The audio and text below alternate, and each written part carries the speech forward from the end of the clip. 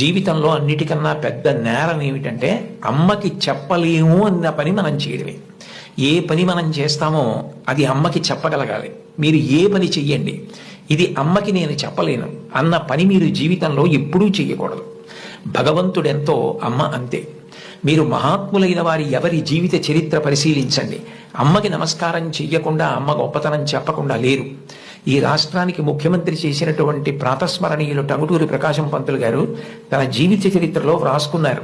తాను మిడిల్ స్కూల్లో ప్రవేశించినప్పుడు 3 రూపాయలు జీతం కట్టలేకపోతే 25 మైళ్ళ దూరం నడిచి వెళ్ళి వాళ్ళ బావగారిని అప్పడిగితే ఆయన దగ్గర కూడా డబ్బు లేకపోతే మళ్ళీ 25 మైళ్ళు వెనక్కి తిరిగి వచ్చి, అమ్మ అప్పు దొరకలేదు, బావగారికి దగ్గర కూడా లేవుట, నేను చదువు మానేస్తానంటే అప్పటికి ఆ తల్లికి ఉన్నది ఒకే ఒక్క పట్టు చీర.